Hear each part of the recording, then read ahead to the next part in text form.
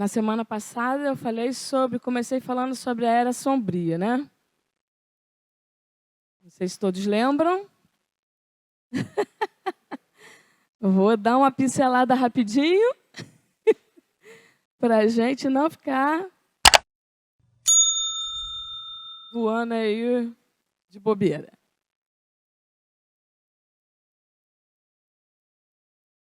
Se alguém lembra aí, o que é... alguém pode me dizer o que vocês entenderam aí da Era Sombria? O que aconteceu na Era Sombria?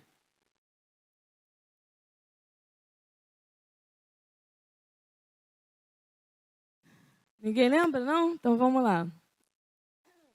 Por as perseguições, né? Lembra que a gente falou sobre as perseguições?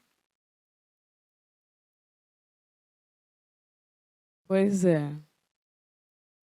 Então a Era Sombria, ela se estendeu por um período, um longo período, e nesse período houveram imperadores perseguidores da igreja, e aí Pedro foi crucificado, Paulo também, Tiago foi apedrejado.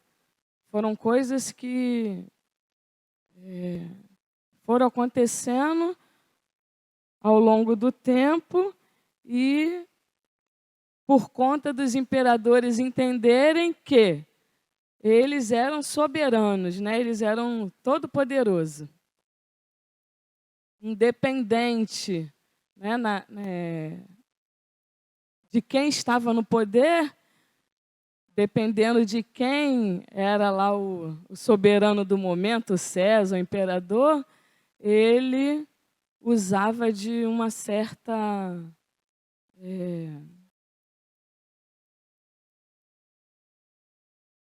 da sua autoridade para perseguir os cristãos, porque entendia que o cristianismo era uma seita, né? Eles conquistavam as cidades, agregavam aquelas cidades ao Império Romano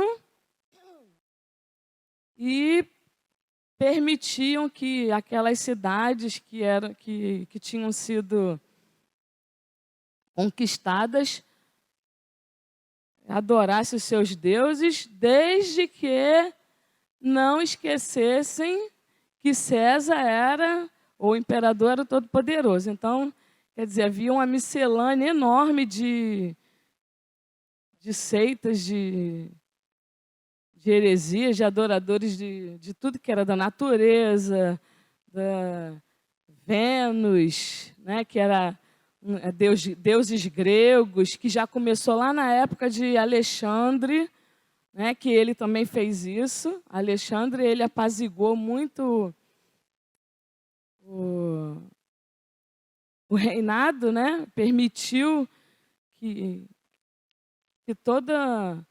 quase todo o império dele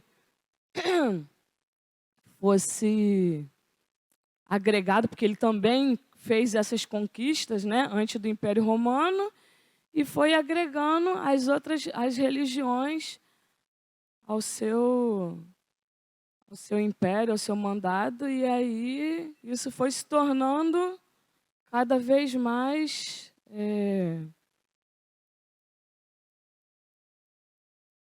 participativo, né, daquele império. E com o Império Romano não foi diferente. Eles fizeram a mesma coisa. Só que eles foram um pouco mais ambiciosos, porque eles entendiam que eles eram o Todo-Poderoso, né? Que os Césares, que os imperadores eram aqueles que mandavam e desmandavam. E foi nessas épocas que aconteceram as maiores perseguições ao povo cristão. Porque o povo cristão, ele não se dobrava, porque tinham conhecido a Cristo, né, sabia quem era o Senhor, e eles não se misturavam com e nem permitiam que as seitas, que os adoradores que as outras religiões traziam para dentro do Império Romano fizessem parte do seu dia a dia. E aí os imperadores entendiam que, bom, já que não vai me adorar, então tem que morrer. E aí era o que eles faziam, né? Matavam o povo cristão numa proporção enorme, mas também, por providência divina, o povo cristão se propagou enormemente. Eles não conseguiram extinguir como eles tinham ideia que poderiam, que fariam. Aí vamos lá para os efeitos produzidos pelas perseguições. Eu cheguei a falar sobre isso? Não, né? Então vamos lá. As perseguições produziram uma igreja pura que conservava afastado todos aqueles que não eram sinceros em sua fé, em sua confissão de fé. Ninguém se unia à igreja para obter lucros ou popularidade. Somente aqueles que estavam dispostos a ser fiéis até a morte se tornavam publicamente seguidores de Cristo. A igreja multiplicava-se apesar das perseguições e por causa delas. A igreja crescia com rapidez assombrosa. As perseguições locais, por serem limitadas no tempo e no espaço, não trouxeram grande número de mártires. Quer dizer, as perseguições que eram localizadas, né? E isso só durou um tempinho, porque quando ela começou a se propagar, então algumas pessoas que eram estudiosos da palavra começaram a falar e levar o povo a entender coisas que muitos não tinham conhecimento. E isso fez com que muitos imperadores perseguissem essas pessoas. O número de cristãos que negaram sua fé era suficiente para criar problemas. E esses problemas eram denominados lapsos. O que eram lapsos? Eram as pessoas que negavam a sua fé por conta da perseguição. Então, alguns imperadores, não poucos, sabia que tinha um pessoal que era cristão. Chama todo mundo, vem cá. Ou você nega a sua fé, ou então você vai morrer. E muitos, por não ter uma firmeza, né, na palavra de Deus, acabavam aceitando, falando, não, tá bom, vou negar Jesus, vou negar esse Cristo. E aí eles eram aceitos por negar. Mas outros que não faziam isso, né, que eram firmes, eram mortos. Não tinham como escapar disso. As perseguições universais mostraram que a igreja estava forte nesses séculos. E a perseguição foi intensa, universal e demorada. Arrasou a igreja durante muito tempo. Muitos negaram a fé, outros tantos foram exilados do império. Mesmo assim, a lista daqueles que deram sua vida pela fé nas perseguições, principalmente de Décio até Diocleciano, que foram alguns imperadores, e isso eu coloquei lá, eu vou botar no grupo, que foram vários, né? Mas alguns foram mais impiedosos, foi muito grande. A igreja conseguiu sobreviver e crescer ainda mais devido à relativa paz de 40 anos entre as duas perseguições, que foi o Edito de Milão. O problema dos lapsos, daquelas pessoas que eram chamadas de caídos, né, foi muito agudo nos 2 primeiros séculos. Quer dizer, no segundo e no terceiro século. Hermas e Cipriano escreveram, eu também falo um pouquinho sobre eles, e aí vocês vão ler também. Escreveram tratados sobre essa questão. Por quê? Porque as pessoas que negaram a Jesus, né, que negaram a Cristo, ficaram meio que perdidas, né? Porque assim, eram conhecidas porque tinham se rendido ao cristianismo. Mas conforme os imperadores iam chegando, né, conforme eles eram nomeados, eles obrigavam as pessoas, se descobrisse que era cristão, ou a negar a fé, ou então morrer. Então, o que as pessoas faziam? Ah, tá bom, então eu vou negar minha fé.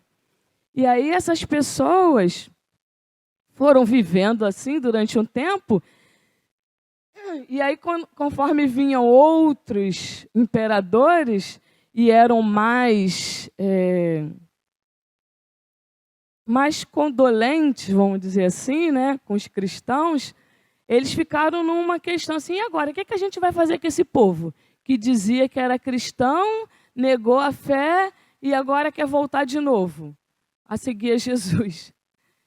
Então, e aí era uma coisa interessante, porque assim, eles, bom, vamos decidir aqui, então vamos fazer um concílio aqui para a gente poder chamar esse povo, e aí essas pessoas, elas podem voltar a participar, mas elas são pessoas de segunda categoria.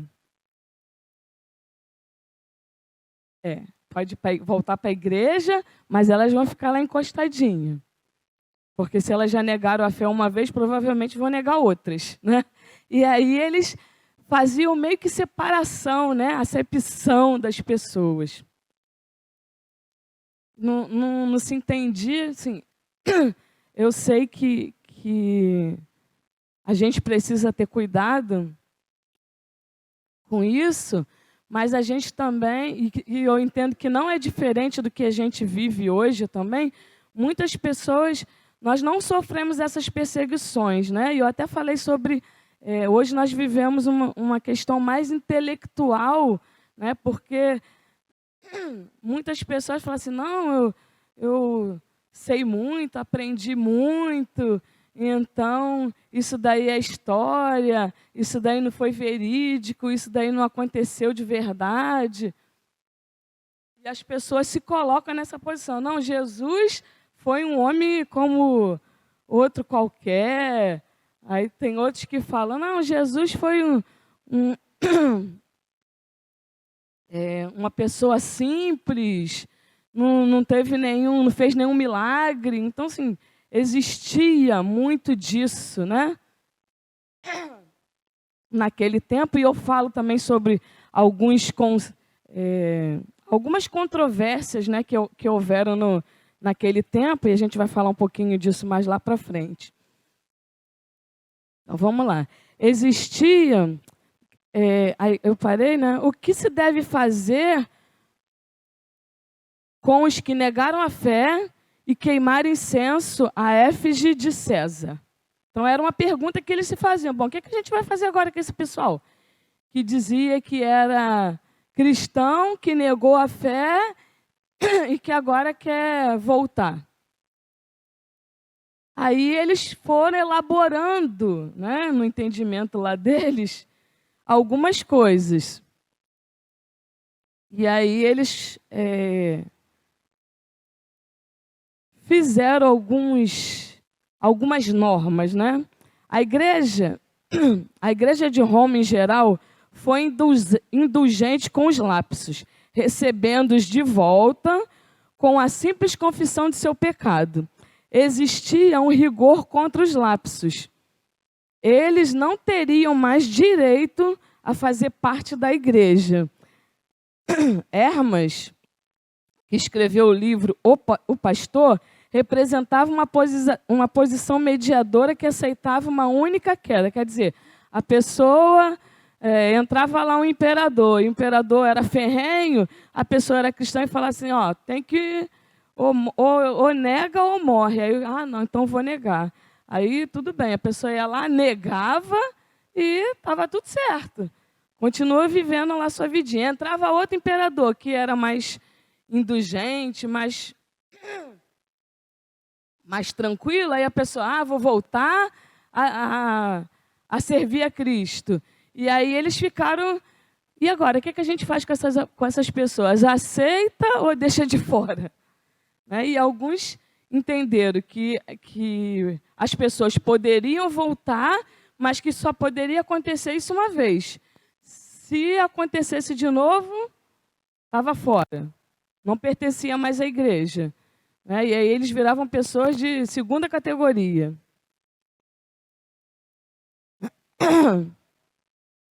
Os lápis seriam aceitos de volta, tá, já li. Mas não... não, li recebendo de volta com a simples confissão de seu pecado. Existia um rigor contra os lápis. Eles não teriam mais direito de fazer parte da igreja. Hermas, que escreveu o livro Pastor, o pastor representava uma posição mediadora que aceita uma única queda. Os lápis seriam aceitos de volta, mas não mais para um lugar de líderes. Os lápis seriam membros de segunda classe na igreja. Embora Cipriano seja muito duro com os lápis, que foi um outro, né?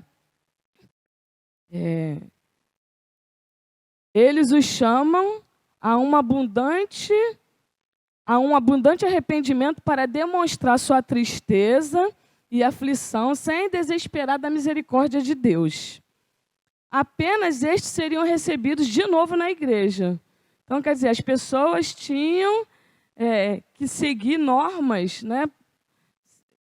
Eu fico pensando como se fosse hoje, né? A pessoa se converteu, aí saiu da igreja. Se ela quiser voltar, ela tinha lá as regrinhas, ó. Se foi a primeira vez, tudo bem, você pode voltar. Se aconteceu outras vezes, você vai ser excluído, não vai poder mais participar de nada, vai ficar lá na segunda classe, né?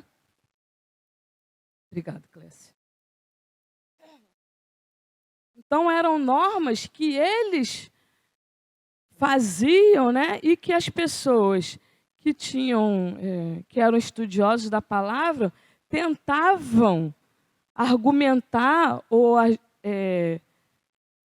impor regras para que as pessoas não ficassem... saiu da igreja, negou a Jesus, ficasse lá por fora, né? E hoje eu olho para a gente, nesse sentido, que muitas vezes a gente faz isso, né? Às vezes a pessoa está fora da igreja e quando ela retorna, existe um certo...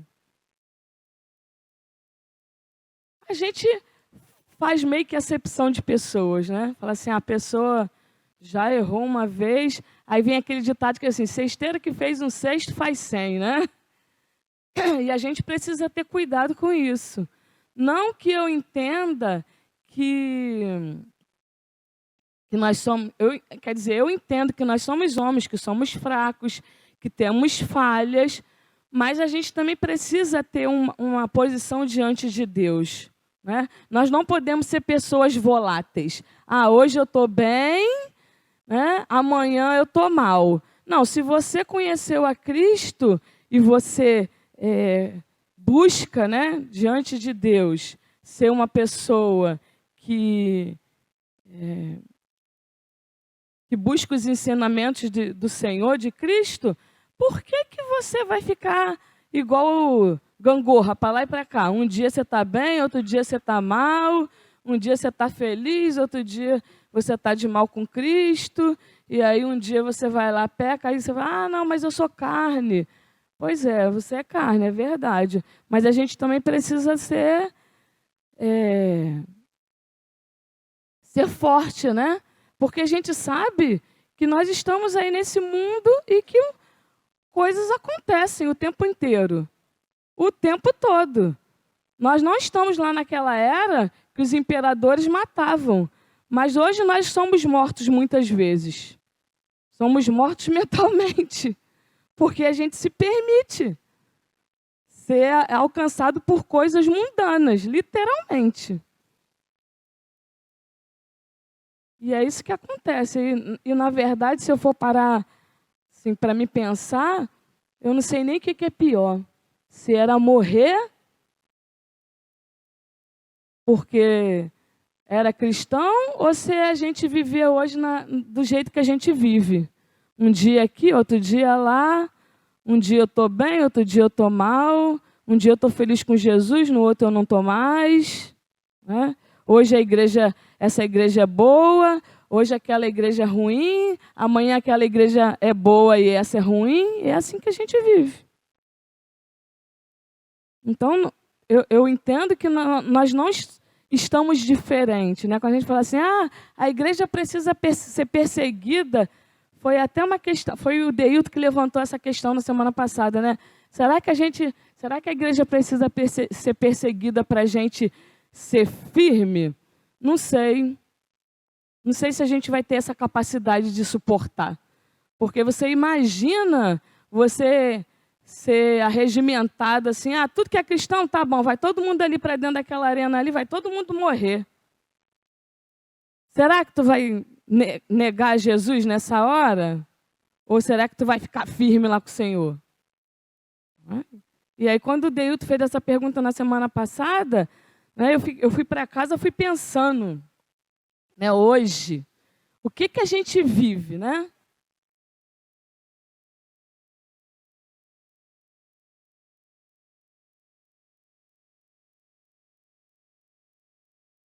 Na verdade, as nossas perseguições hoje, elas não são, vamos dizer assim, explícitas, né?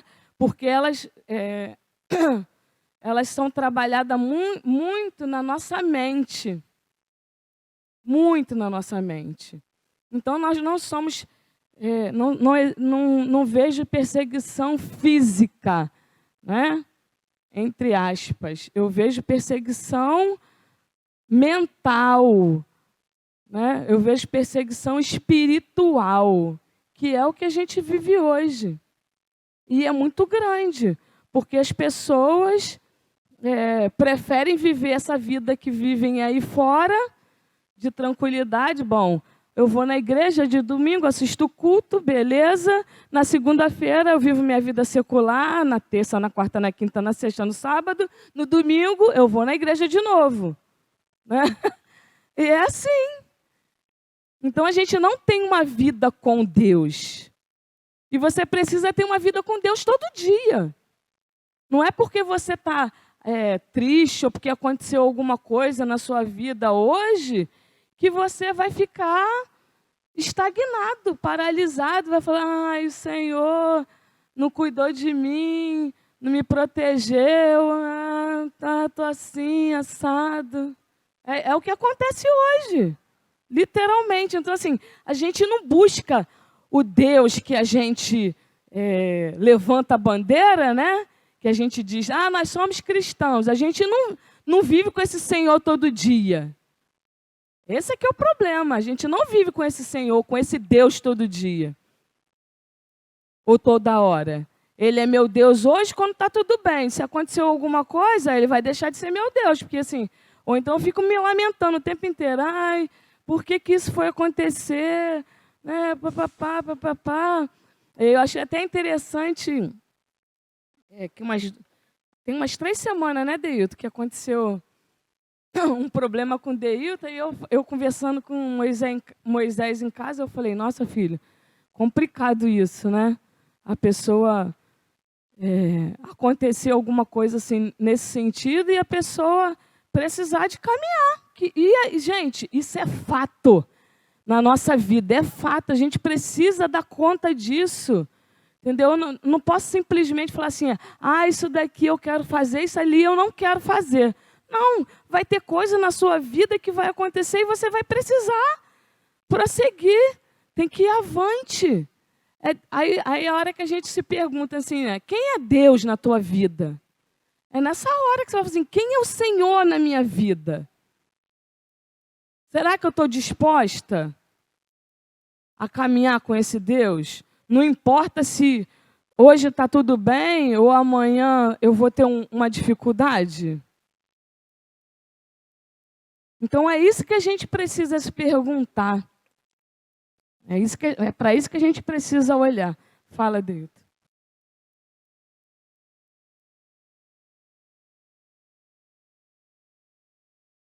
A sociedade está um caos.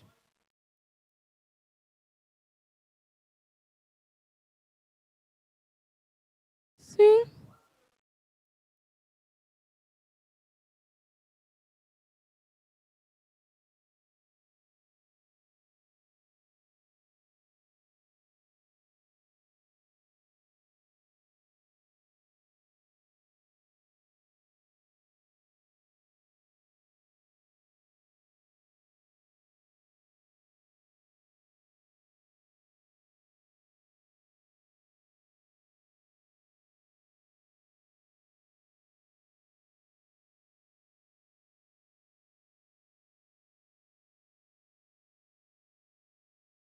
Porque a experiência sua, a experiência sua. É isso aí, a experiência sua. E são essas experiências que a gente vive que faz com que a gente cresça. Né? Eu não posso pegar minha experiência e botar lá dentro de um saquinho e fingir que ela não existe ou que ela não acontece. Eu não posso fazer isso.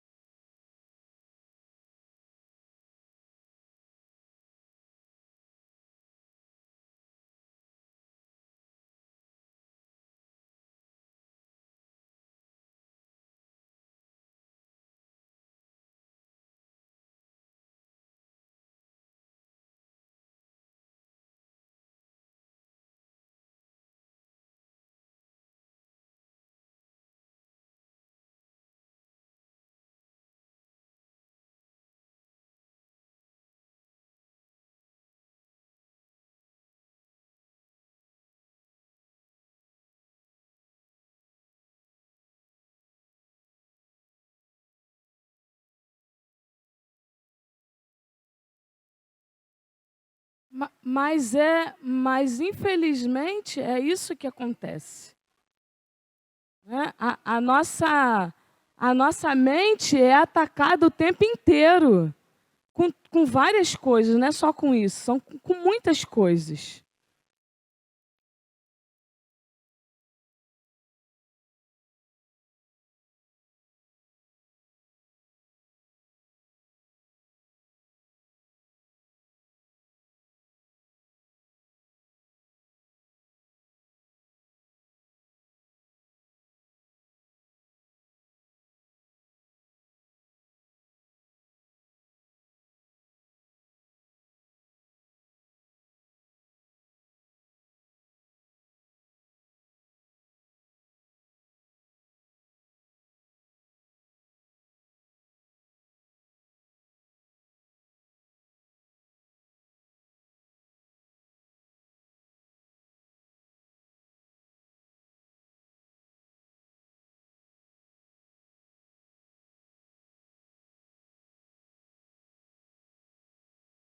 Ó, eu entendo que, assim, independente se nós pedirmos ou não, Deus já tem o plano dele traçado.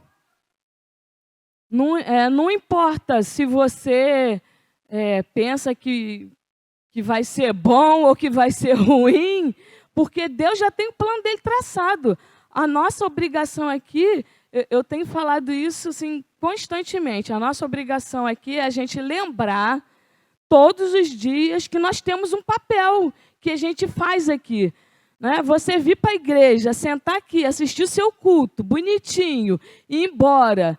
Às vezes você ficar 3 semanas, 1 mês sem aparecer na igreja, voltar de novo, daqui 1 mês, sentar ali, assistir o culto e ir embora, você não está fazendo seu papel. O Senhor te salvou, foi para você pregar o evangelho. A sua vida precisa ser testemunho vivo. A nossa vida precisa ser testemunho vivo. Porque hoje,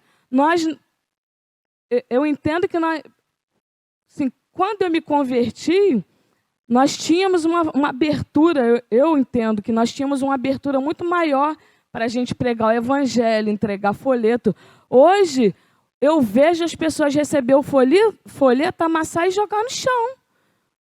Antigamente, as pessoas podiam até não ler, mas guardavam. Hoje em dia, as pessoas não têm mais temor a Deus. E, irmãos, elas olham para a nossa vida. Entendeu? Elas olham para a nossa vida. Se tu tem uma vida mesquinha com Cristo, tu quer o quê? Tu quer receber bênção? Só fala assim, eu recebo. Só fica, eu recebo. Mas não faz nada?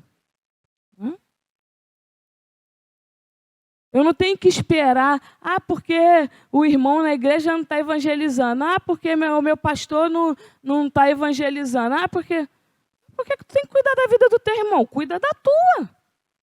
Vai evangelizar você. Vai pregar a palavra a você. Não, você fica sempre botando na conta dos outros. Né? Sempre vai botando na conta dos outros. Mas você mesmo não faz isso. Né? A gente não faz. Aí a gente está preocupado com um montão de coisa que nem diz respeito a nós e que a gente está querendo se envolver mais com o que você precisa mesmo. Às vezes, na sua casa, tem pessoas que não são convertidas. A sua família tem pessoas que não são convertidas.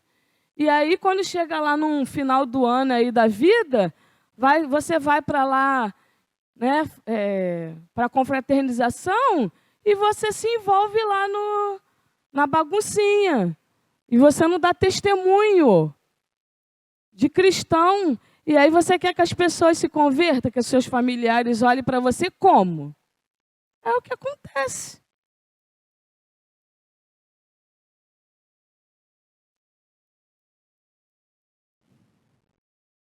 Ao longo dos primeiros 3 séculos do cristianismo, havia tanto a competição entre as religiões, como o espírito de tolerância entre elas. Embora nunca fossem usados recursos de luta armada para se defenderem, os cristãos foram o único elemento social perseguido por um período extremamente prolongado. A falta de participação nas festas e ritos idólatras dos tempos pagãos, bem como sua hostilidade a outras religiões, levou o mundo da época a rotular os cristãos de ateus e inimigos dos deuses. Os cristãos passaram a se reunir sempre à noite, em segredo, e começaram a criar laços de afeição uns pelos outros. Ao mesmo tempo, celebravam a ceia do Senhor, simbolicamente, o comer da carne e beber do sangue de Jesus Cristo. A observância dessa ordenança de Cristo deu margem às acusações de antropofagia ou canibalismo. Assim, durante décadas, foram-lhe atribuídas as seguintes acusações: ateísmo, licenciosidade e canibalismo. O cristianismo chocou a sensibilidade dos filósofos e mais educados, justamente pelo entusiasmo dos seus adeptos. Pior que isso, entrou em conflito com os vendedores e comerciantes da idolatria, trazendo assim entre eles a má vontade de uma classe poderosa. O paganismo, em suas práticas, aceitava as novas formas e objetos de adoração que iam surgindo. E isso daí é interessante, né? Porque, assim, conforme o império ia agregando lá os conquistados, eu fico imaginando quantos deuses não existiam, né? Quanta coisa não se adorava, porque era muita quantidade. E fico imaginando de tudo que é parte.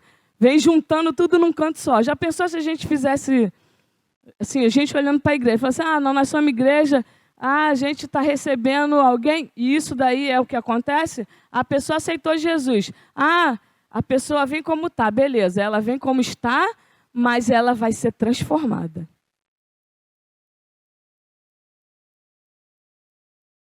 Se ela aceitou a Cristo de verdade, ela será transformada. Ela não vem com aqueles penduricalhos que ela trouxe lá de fora, não.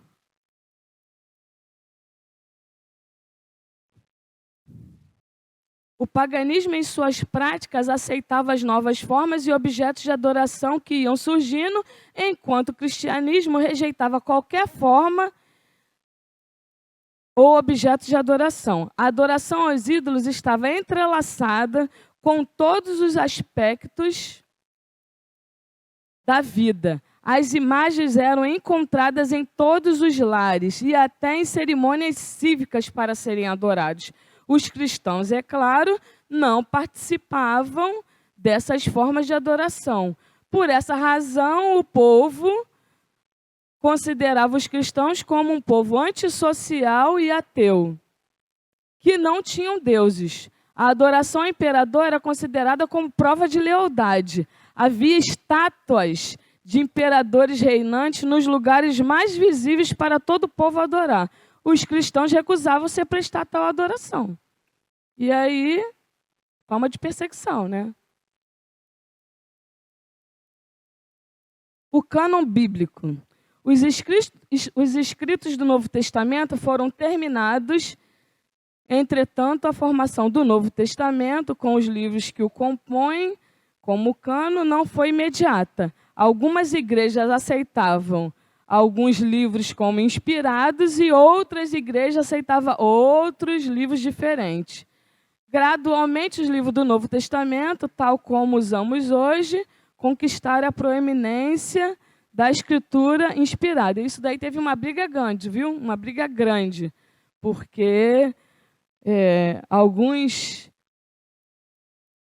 pais da igreja, né, alguns homens que eram estudiosos, aceitavam alguns livros e outros não, e isso daí era uma briga ferrenha e foi durante muito tempo até se estabelecer e ser utilizado e como a gente utiliza hoje. O crescimento e a expansão da igreja. Aqui eu fiz meio que um resumo diante de tudo que aconteceu. A igreja nascida foi poderosa no testemunho, pura no seu caráter, abundante no amor. A arma usada pela igreja, através da qual crescia demasiadamente, era o testemunho dos seus membros. Enquanto aumentava o número de membros, aumentava o número de pessoas, de testemunhas, né, que viviam o evangelho. E isso fez com que a igreja crescesse assim assustadoramente.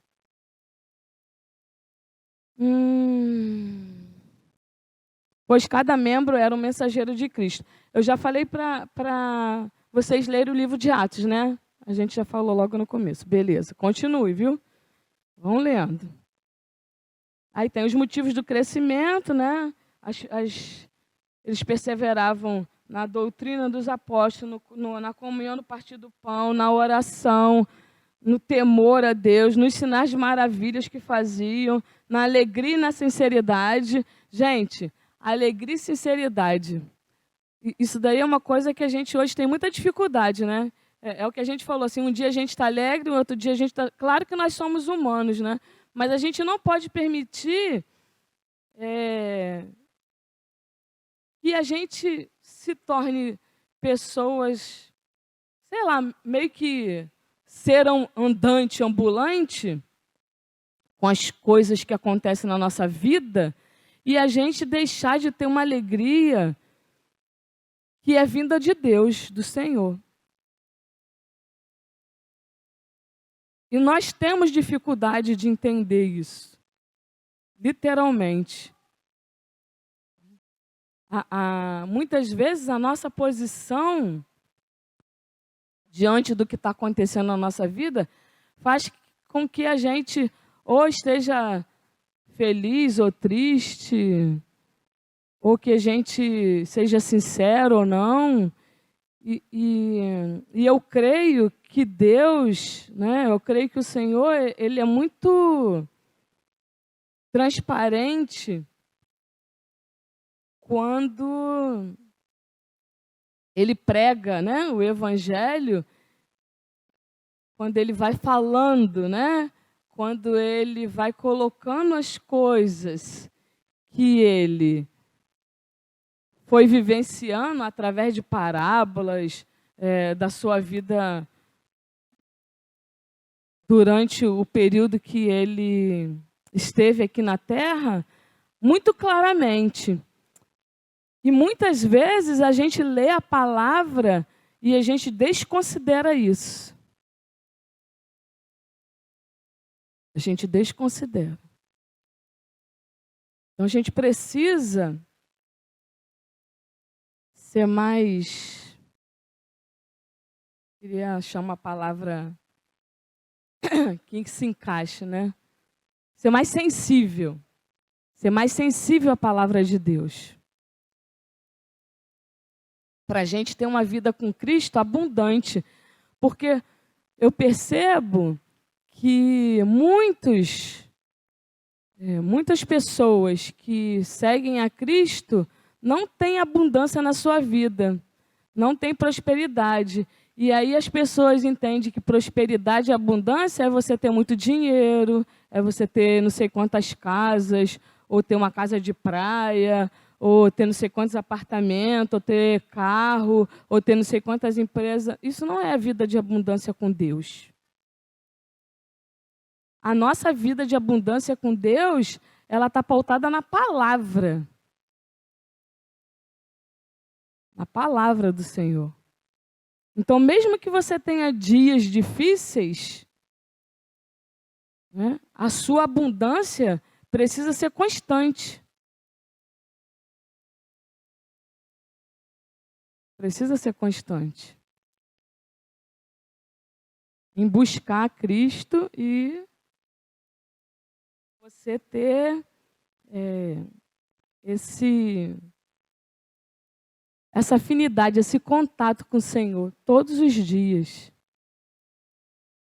É você poder dizer para o Senhor o que você está sentindo, como que você está se sentindo, o que você está pensando. E vai ter dias que você vai acordar triste. Vai ter dia que você vai acordar e você vai estar extremamente radiante. Vai ter dias que você vai acordar e você vai estar alegre. Vai ter dias que você vai acordar e você vai ter só vontade de chorar. Literalmente. Mas independente do que a gente está sentindo, a gente precisa ter uma abundância, né? Uma vida de abundância com Deus. Porque nós somos seres humanos, a gente passa por coisas boas e ruins. É normal. O Senhor não fez o Deilton, não fez o pastor Moisés, não fez a Aline, cada um de nós, para sermos iguais, não. Nós temos experiências diferentes, temos sentimentos diferentes. Às vezes, alguma coisa que é muito importante para mim, não é muito importante para Moisés. O que é muito importante para ele, não é muito importante para mim. Mas eu também não posso desconsiderar isso. Né? Eu preciso equilibrar a minha vida. Porque, assim, bom, se é importante para mim, beleza, eu só vou... Aí eu vou que nem trator, né? Só faço o que eu quero. Não vai dar para você fazer só o que você quer. Ou o que você só gosta. Não vai dar. As nossas experiências com o Senhor, elas são acrescentadas conforme a gente vai se permitindo. Conforme a gente vai permitindo Deus trabalhar na nossa vida. Se você está sempre triste, ou aborrecido, ou com raiva, ou se você acha que você é infeliz, ou que você só acontece coisa ruim com você, como que Deus vai trabalhar? Nesse corpo aí do templo do Espírito Santo. O nosso corpo é o templo do Espírito Santo. Vai ter coisa que você fala assim, Senhor, eu não vou ter condição de fazer nada diante dessa situação. Mas eu creio na tua palavra. E que tu vai me direcionar.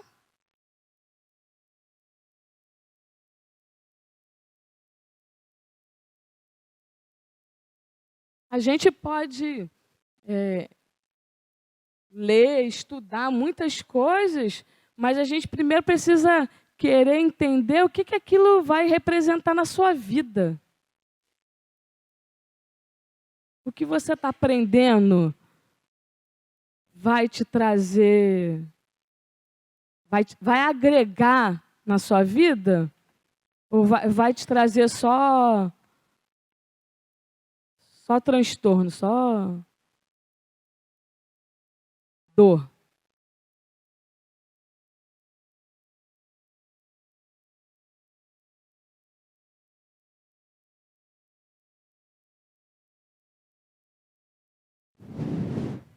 O crescimento e a expansão da igreja foram a causa da organização e da disciplina. A perseguição aproximou as igrejas e exerceu influência para que elas se unissem e se organizassem. O aparecimento das heresias impôs também a necessidade de se estabelecerem alguns artigos de fé e com eles algumas autoridades para executá-las. Outra característica que se distingue nesse período é, sem dúvida, o desenvolvimento da doutrina. Na era apostólica, a fé era do coração, uma entrega pessoal à vontade de Cristo. Entretanto, no período que agora focalizamos, que nós estamos vivendo, que a gente está falando aqui, a fé gradativamente passara a ser mental. Era uma fé do intelecto. Fé que acreditava em um sistema rigoroso e inflexível de doutrinas. O credo apostólico, a mais antiga e mais simples declaração de crença cristã, foi escrito durante este período. Nesta época surgiram 3 escolas teológicas. Uma em Alexandria, outra na Ásia Menor e outra na África. Então, assim, a história da igreja, ela foi se desenvolvendo em vários períodos, tiveram vários acontecimentos, A igreja primitiva, ainda até a época medieval, tem a época dos nossos tempos. Então, assim, a igreja ela foi passando por coisas muito terríveis, muito difíceis. E nós olhamos hoje para isso, muitos nem conhecem a história, outros não se interessam, outros não têm acesso. E o nosso papel é a gente poder olhar, fazer é como se fosse um leque, Você vai abrindo, você vai percebendo quantas coisas aconteceram desde que a igreja foi edificada, foi criada.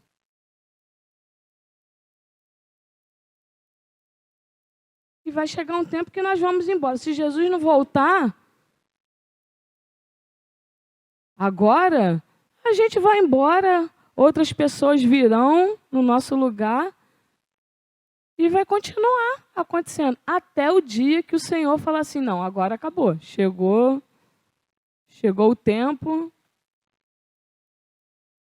e ponto. Então, tudo que acontece, né, no nosso caminhar,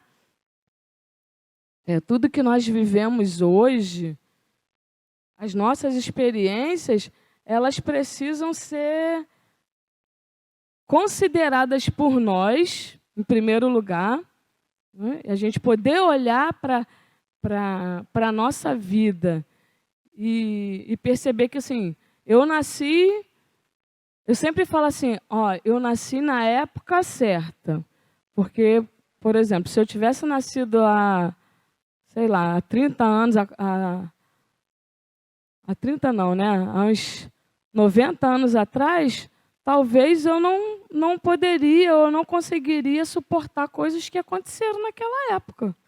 Então, eu creio que Deus tem seu tempo para tudo. Então, a sua vida é no tempo de Deus. Você foi criado por Ele. Cada um de nós foi criado pelo Senhor. A palavra diz que nós nascemos lá, desde o ventre da nossa mãe. O Senhor já te conhecia. Ele já te conhecia. Então, que a gente possa olhar, pensar, né, analisar sobre tudo isso. Porque, na verdade, a minha função aqui não é só trazer a história da igreja em si. Não, é trazer para nós que estamos aqui aprendendo a palavra, né, a história, uma realidade para a nossa vida. Quem é você nesse tempo que você vive hoje? O que Deus te deu e que, de repente, está enterrado?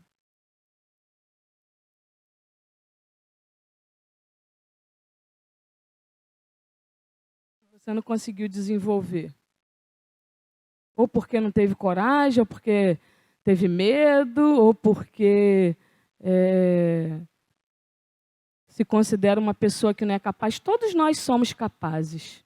Deus nos deu capacidades, habilidades específicas. Nem todas as habilidades que a Ana tem, eu vou ter. Com certeza. Nem todas que eu tenho, a Jaqueline vai ter, e vice-versa. Então, cada um de nós, Deus deu um potencial. Aí, o que você está fazendo com ele? Está enterrando?